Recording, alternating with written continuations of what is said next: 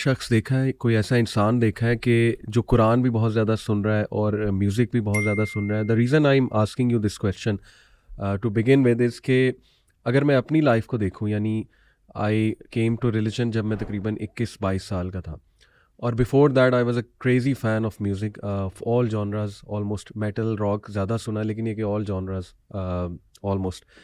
तो मैं पूरी ज़िम्मेदारी के साथ आपको ये बात कर रहा हूँ कि the biggest thing that kept me away from the love of Quran or zikr of Allah was definitely the love of music in my heart. तो मैं तो बहुत कंफ्यूज होता हूँ जब मैं ऐसी कोई बात सुनता हूँ कि हम म्यूज़िक भी सुनते हैं, हम कुरान भी सुनते हैं और हमें कोई मतलब इफेक्ट नहीं होता। But is it true? क्या आपने कोई ऐसा देखा है, कभी ऐसा इंसान? मुझे ना आपके सवाल से इसका जवाब तो शायद मैं आपको डायरेक्टली ना दूं, लेकिन एक मेरी ऑब्जर्वेशन है, जो जितना ज़्यादा म्यूज़िक सुनते थे, मैंने ये देखा है कि दीन पे आने के बाद उतना ज़्यादा कुरान भी वो सुनते हैं।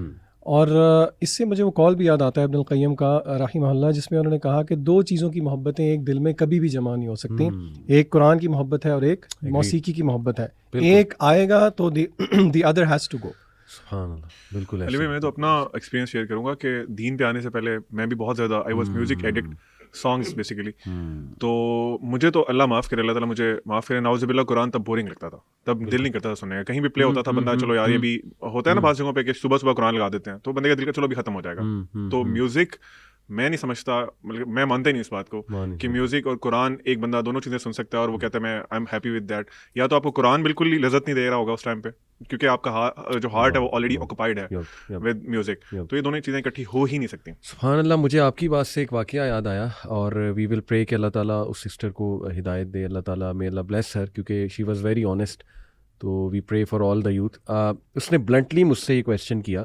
आई think she came to my class, मेरी क्लास होती थी एक वहाँ पे यूथ क्लब, पुराना जो यूथ क्लब था गार्डन टाउन में।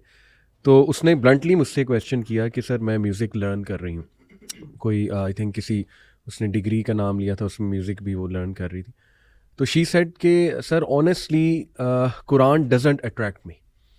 आपने लेक्चर में बार बार बात की कुरान की रेसिटेशन से कनेक्ट करो, मेरा लेक्चर शायद इस मौजू पे था।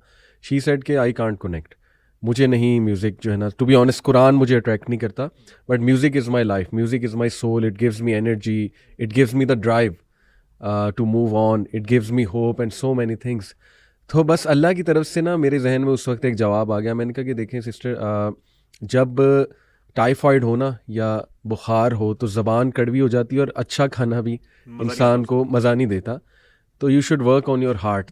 बट सुभान अल्लाह, उसके बाद मैंने जितना इसके बारे में सोचा तो मैंने कहा यार वाकई ही ये इब्नुल क़य्यिम का जो आपने कोट बताया ना कि music and Quran can't coexist in one heart, the love of either music और the love of Quran will expel the other. कोई सी एक चीज़ अल्लाह माफ़ करे, अल्लाह माफ़ करे, एक्सपेल हो जाएगी। और ये इब्नुल क़य्यिम का कोट तो कुछ सालों, कुछ सेंचुरीज पहले का है ना। अगर वो आज का म्यूजिक सुन लेते तो उसके बारे में क्या कहते हैं? सुभान अल्लाह, यस, इतना लीथल म्यूजिक है आजकल, अल्लाह माफ करे। हमें ना इसको थोड़ा लोगों को बेनिफिट ऑफ डाउट देना चाहिए। जिस तरह लोग मसलन फॉर एग्जांपल अगर हम इस तरीके से देखें, लोग कहते हैं जी किसी का क्या ही नुकसान कर रहे हैं हम म्यूज़िक सुन के। इसमें भी बाय द वे इसको भी हम डीबंक कर सकते हैं कि म्यूज़िक सुनने का सोसाइटी पे, यानी कि आप अगर म्यूज़िक कोई सुन रहा है तो वो सब्जेक्टिव नहीं है उसकी ज़ात तक, उसका म्यूज़िक सुनना उसका एक इफ़ेक्ट है सोसाइटी पे, उस पर भी हम बात करेंगे। लेकिन यहाँ पे मैं जितने भी ऑडियंस हैं, और अगेन द रीज़न वाई हम ये बता रहे हैं वो इसीलिए ताकि ऑडियंस भी रिलेट कर सके। हम तीनों, आपको पता है कि म्यूज़िक से एक गहरा ताल्लुक़ रहा है हमारा, और हम जो ये बात कर रहे हैं वो इसलिए नहीं है कि हमें इस चीज़ का आइडिया नहीं, वी अंडरस्टैंड वेल कि म्यूज़िक की जिसको अब हम इंटॉक्सिकेशन कह रहे हैं। अगर कोई बच्चा म्यूज़िक सुनता है ना और उसको म्यूज़िक सुनते हुए मैं कह रहा हूँ मसलन आप ये ना सुनो, this is bad for you, आप यकीन करें मैं उसके साथ एम्पैथाइज़ करूँगा, शायद उसको सुनते हुए मैं मना नहीं करूँगा। क्योंकि म्यूज़िक सुनते हुए ना आप इस बात को समझ ही नहीं सकते कि यार इससे ज़्यादा अच्छी फीलिंग और क्या हो सकती है। इसी चीज़ को इब्न क़य्यिम ने अपनी किताब में कहा है कि अपने आप को थोड़ा सा लीप ऑफ फेथ दें, और जब म्यूज़िक आप सुनना बंद कर दें तो फिर थोड़ा सा सोचें तो सही कि म्यूज़िक के बाद वो जो, यानी कि फॉर एग्ज़ाम्पल हर एक की अपनी अपनी प्लेलिस्ट होती थी एक, ठीक है।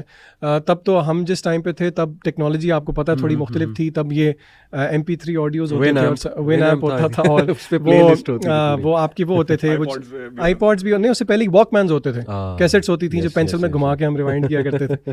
वो इब्न क़य्यिम कहते हैं कि आप थोड़ा सा कॉन्टेम्पलेट करें उस फीलिंग पे जो आपको पोस्ट और ऑफ कोर्स इब्ने कय्यम प्लेलिस्ट नहीं कहते, मैं इम्प्रोवाइज कर रहा हूँ कि पोस्ट प्लेलिस्ट आपको 2-3 घंटे 4 घंटे म्यूजिक सुनने के बाद जो एक सिक फीलिंग होती थी, वो सिक फीलिंग अगर आपको होती है, इब्ने कय्यम कहते हैं ये आपके लिए खुशखबरी है, क्योंकि there is something alive in your heart जो कि अल्लाह ताला आपको हिला रहे हैं। और अगर किसी को वो फीलिंग भी नहीं हो रही तो इब्ने कय्यम कहते हैं उसको चाहिए अल्लाह से दुआ करे कि उसको दिल दे दे, क्योंकि उसका दिल मुर्दा हो चुका है। बिल्कुल ऐसी मैं आपके साथ अपना पर्सनल एक्सपीरियंस शेयर करता हूँ कि when I switch from music to Quran, तो मैंने क्लियरली जो डिफरेंस, क्योंकि आज का टॉपिक भी यही है कि we are doing a comparison, हम या म्यूजिक हराम है ये तो चलें एक अलग, ऑलरेडी हम कर चुके हैं, ऑलरेडी कर भी चुके हैं। और इसके बिल्कुल अलावा मैं just to add one thing, Sheikh Mughira के उनके चैनल पे 2 एपिसोड्स हैं, Islam in music part 1 and part 2, academic उसमें डिस्कोर्स, प्रॉपर एकेडमिक डिस्कशन है, जिसको डाउट्स है ना कि म्यूजिक हराम नहीं है तो वो जरूर देख ले, Exactly. आपके चैनल पे भी है। एग्जैक्टली। तो आज हम असल में बात कर रहे हैं कि what the Quran has to offer and what the music has to offer, specially जो आपने कहा आज का म्यूजिक जो है।